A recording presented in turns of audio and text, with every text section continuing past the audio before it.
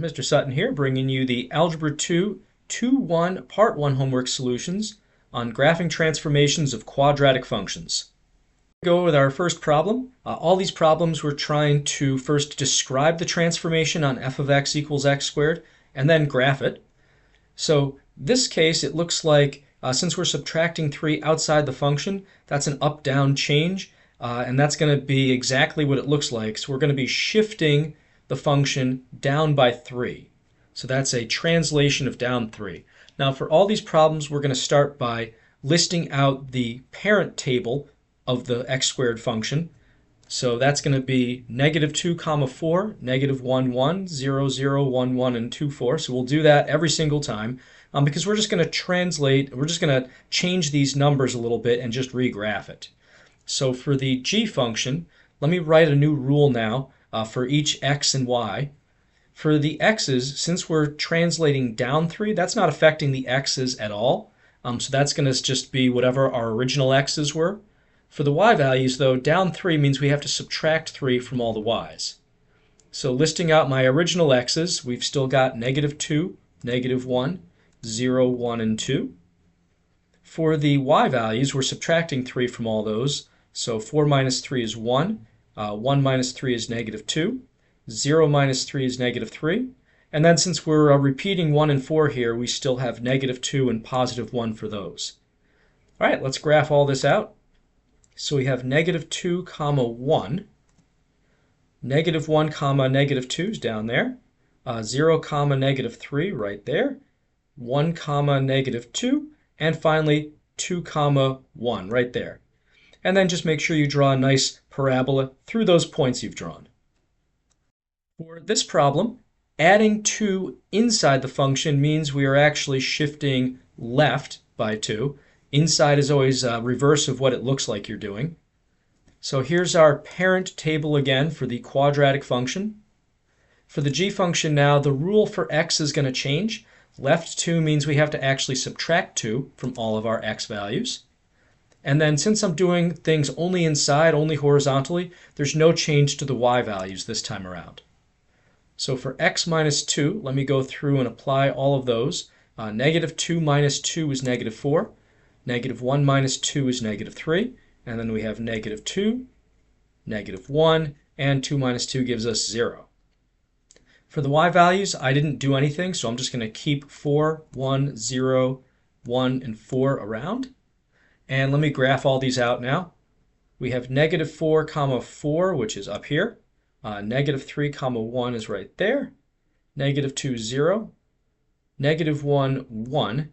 And finally 0 comma 4. And there's our parabola. Next up, on this one, we've got 2 translations happening at the same time. The plus 6 inside gives us a left 6 translation. The minus 2 outside makes us go down 2. So here's our quadratic table again. Nothing changed there. Still got negative 2 through 2 and all those other numbers. For g of x, though, the new x rule, left 6 means x minus 6, and down 2 means y minus 2. Subtracting 6 first, we've got negative 2 minus 6, that's negative 8. Negative 1 minus 6 is negative 7. Then we have negative 6. That's negative 5. And 2 minus 6 gives us negative 4. Subtracting 2 from all the y values, 4 minus 2 is 2. 1 minus 2 is negative 1. Then we have negative 2, negative 1 again, and 2 again. So let's graph all that out. We've got negative 2 or negative 8 comma 2 right there. Negative 7 comma negative 1. Negative 6, negative 2, negative 5, negative 1's right there, and negative 4, comma 2 is back up here. And there is our parabola through those points. On this next problem, we are no longer doing translations. This 2 outside is a stretch, and since it's outside, it's a vertical stretch. Multiplying is a stretch or a shrink. So vertical stretch. Here is our parent table for quadratics. And for the new g function, let me call this. There we go, g function, just so I don't confuse it with the original x function. For the g function, the rule for x is going to just be x. because we haven't changed anything horizontally, so keep all the same x values. For y, though, since we're stretching this, that means we are multiplying by the stretch factor here, the 2 times y. So for x, I've got all the original x values, -2, -1, 0, 1, and 2. For the y values, I have to double all these, so 8, 2, 0, 2, and 8. Graphing all of that out, we have -2, comma 8 is all the way up there. -1, comma 2 is right there, and then we have 0, 0, then 1, comma 2, and 2, comma 8. And there's our graph. For this problem, we have two different transformations going on. This negative outside the squared piece of the function is going to be a vertical reflection, and the 2 inside is going to give us a horizontal dilation. Because we're multiplying by something bigger than 1, that's actually, it's reverse of what it looks like if it's inside, so this is actually going to be a horizontal shrink, not a horizontal stretch. So here's our parent table for x squared. And for the rules for g of x now, for the x values, this horizontal shrink, instead of actually multiplying the x values by 2 like it looks like here, again, it's reverse of what it looks like, so you're multiplying by 1 over 2, the reciprocal of 2. So 1/2 x for that rule. And then the vertical reflection is exactly what it looks like. It's just negative times all the y values. So for the x's, we're going to multiply each of these by 1/2. So -2 becomes -1. -1 is -1/2. 0 is still 0. And then we have +1/2 and +1. For the y values, we're just going to negate all of these. So -4, -1, I guess it's -0, but it's still just 0. -1 again, and -4 again. Graphing all that out, we've got -1, -4 down here. -1/2, -1 is right there, and then 0, 0 right at the origin still. Now we have +1/2, -1, and +1, -4. So there's our upside down parabola for this one.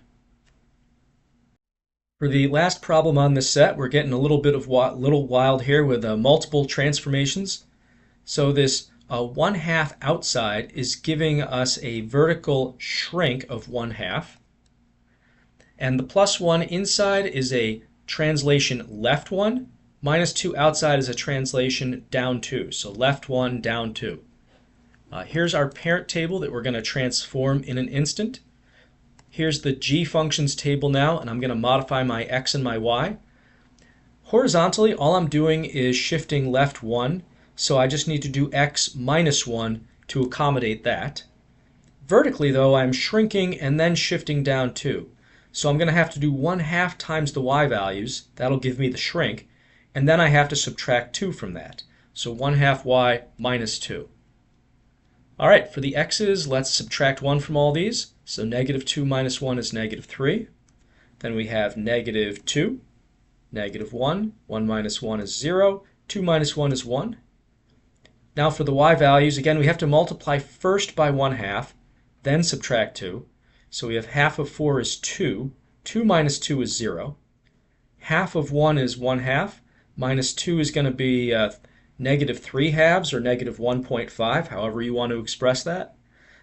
We've got 1/2 times 0, which is still 0, minus 2. And then, since we're plugging in 1 and 4 again, we're just going to get -3/2 and 0 again out of those. All right, let's see what this looks like on a graph. So we have -3, 0 right there. -2, -3/2. Now, you'll notice that for whatever reason, I went with a scale of 2 on the y-axis. I didn't really have to do that on this problem to accommodate these, but hey, whatever, we're here now. I'm just going to play the ball where it lies. So -2, -3/2, -1.5, that's going to be right about here, like 3/4 of the way along that grid line. And then we have -1, -2, 0, -3/2 right there, and then 1, 0 is right there. And then graph that parabola through those. That'll make you smile. All right, that's it.